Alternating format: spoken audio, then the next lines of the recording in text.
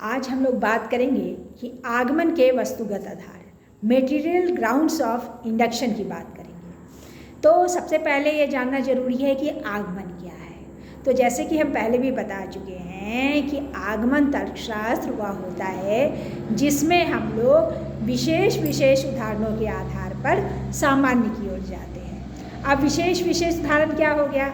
जैसे हम कहते हैं, मान लो महात्मा गांधी मरणशील है, इंदिरा गांधी मरणशील है, राजीव गांधी मरणशील है, और निष्कर्ष में कह दें सभी मनुष्य मरणशील है।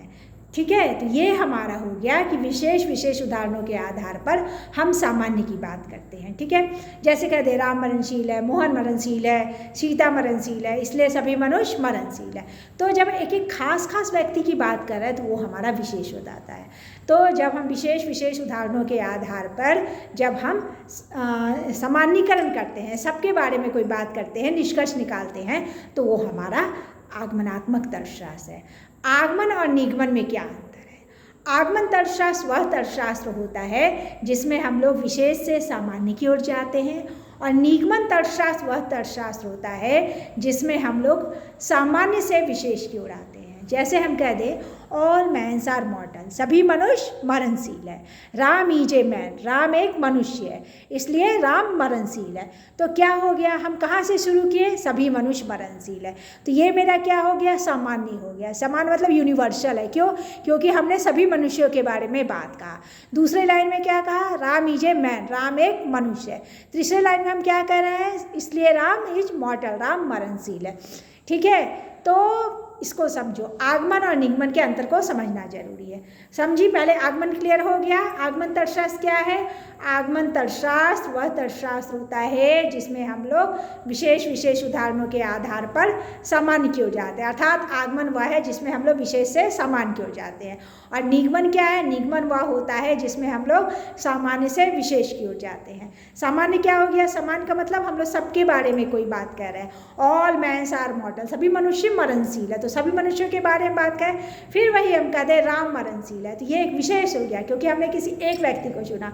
इंग्लिश में इसको हम लोग क्या कहते हैं? पर्टिकुलर कहते हैं।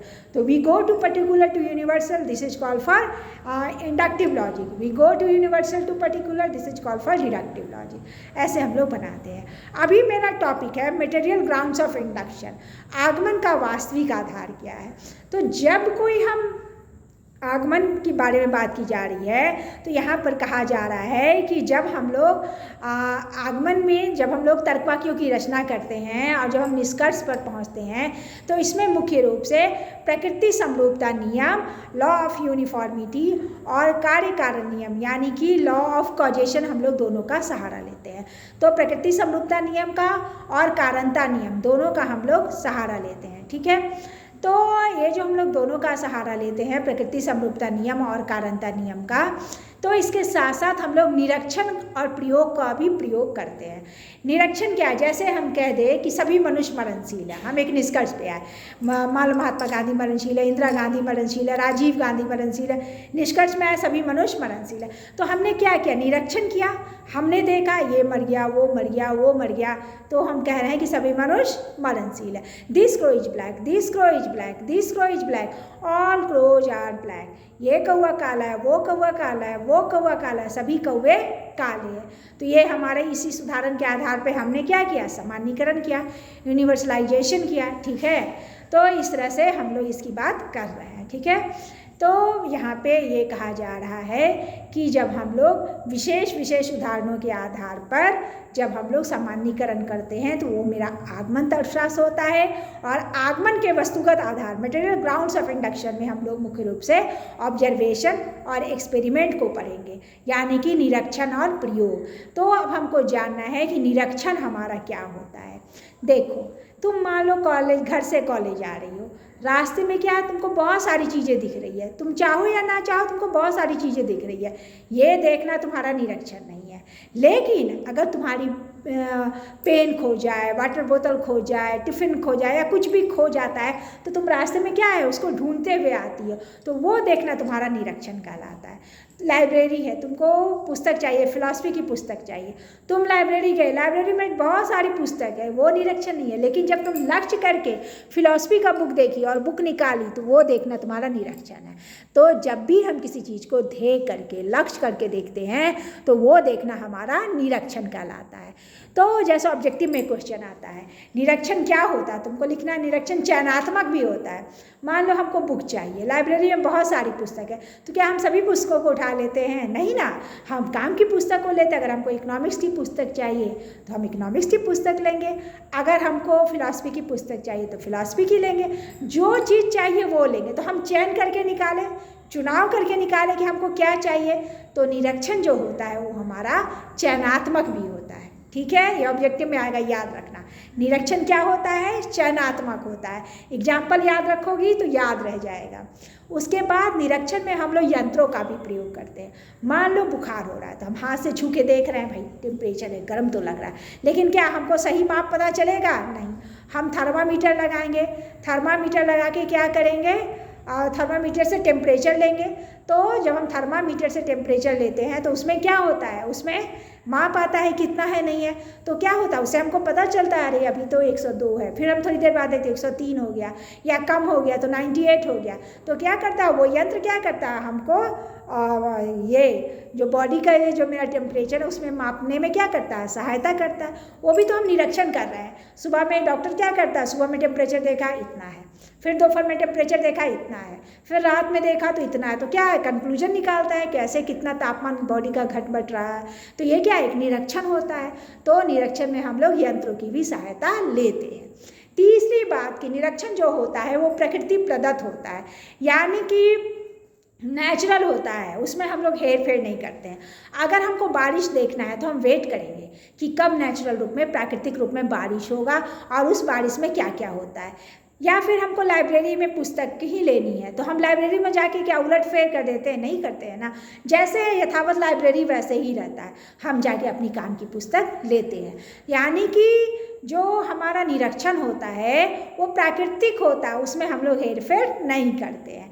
तो यही मुख्य बात हमारा निरीक्षण की है, और इस बात को मन में बैठा लेना। ये ऑब्जेक्टिव में आएगा और निश्चित रूप से आएगा। क्वेश्चन पूछेगा आगमन के वास्तविक आधार या आगमन के वस्तुगत आधार से आप क्या समझते हैं, उसमें मुख्य रूप से निरीक्षण और प्रयोग की चर्चा करना है। निरीक्षण अलग से भी क्वेश्चन आता है कि निरीक्षण क्या है, तो तुमको बताना है कि जब भी हम किसी चीज़ को लक्ष्य करके देखते हैं, ध्येय करके देखते हैं, तो ऐसा देखना हमारा क्या कहलाता है, ऐसा देखना हमारा निरीक्षण कहलाता है। निरीक्षण में महत्वपूर्ण बातें क्या है, तो निरीक्षण में महत्वपूर्ण बातें ये हो गई कि निरीक्षण जो होता है वो हमारा जो होता है चयनात्मक होता है। निरीक्षण में हम लोग यंत्रों का प्रयोग करते हैं। निरीक्षण में जो होता है वो प्राकृतिक होता है, उसमें हेरफेर नहीं किया जाता। यही जब हम प्रयोग में जाते हैं तो प्रयोग हमारा क्या होता है, प्रयोग हमारा कृत्रिम होता है। जैसे हमको बारिश देखना है तो हम प्रकृति का इंतजार नहीं करेंगे, आर्टिफिशियल बारिश कर देंगे, फव्वारा से, झरना से, कुछ से भी आर्टिफिशियल बारिश करके देखेंगे कि क्या होता है। या फिर हमको जल बनाना है तो हम नेचुरल जल नहीं लेंगे, H2+O मिलाएंगे, H2O बन गया, जल बन गया। तो प्रयोग जो होता है वो कृत्रिम होता है, हम चाहे जितनी बार भी चाहे प्रयोग कर सकते हैं, वो हमारी इच्छा पर निर्भर करता है। लेकिन निरीक्षण जो है वो प्रकृति प्रदत्त होता है। अगर हमको मलेरिया बुखार देखना तो हमको देखना होगा किस व्यक्ति को मलेरिया हुआ है, हम अपने से तो मलेरिया पैदा नहीं कर सकते। लेकिन अगर प्रयोग कर रहे हैं तो हम प्रयोग में कुछ भी कर सकते हैं, आर्टिफिशियल है, ठीक है। तो हम प्रयोग जो होता है वो हमारा कृत्रिम होता है, हम उसको चाहे कितनी बार भी कर सकते हैं। प्रयोग में हम लोग इंस्ट्रूमेंट का इस्तेमाल करते हैं, यंत्रों का सहायता लेते हैं, ठीक है। और प्रयोग जो होता है वो हमारा जो ऐसे प्रकृति प्रदत्त है, तो प्रयोग में ऐसी कोई बात नहीं है, प्रयोग हमारे ऊपर निर्भर करता है।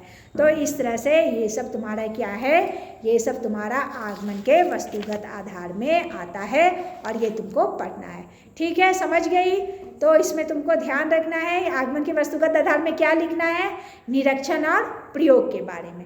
तो जब हम आगमन तर्कशास्त्र में या जब हम आगमन के द्वारा निष्कर्ष पर पहुंचने की कोशिश करते हैं तो इसमें हम लोग निरीक्षण, प्रकृति समरूपता नियम और कार्य कारण नियम की सहायता लेते हैं। प्रकृति समरूपता नियम वह नियम होता है जिसमें कोई प्रकृति में जो घटनाएं चली आ रही है, प्रकृति में जो चीज़ होते आ रही है, उसके विरुद्ध हमने कभी कुछ नहीं देखा है। अगर सूर्य पूरब से उदय होता तो आज तक हमने देखा है कि सूर्योदय पूरब से होता है। ऋतुएं अपने समय से आती है और जाती है, तो हम क्या देखते हैं, सभी ऋतुएं अपने समय से आती है और चली जाती है। जो मनुष्य जन्म लेता है उसकी मृत्यु निश्चित है। तो इस तरह से हम देखते हैं कि प्रकृति में एक समरूपता है। आज तक हमने ऐसा कुछ नहीं देखा कि हमने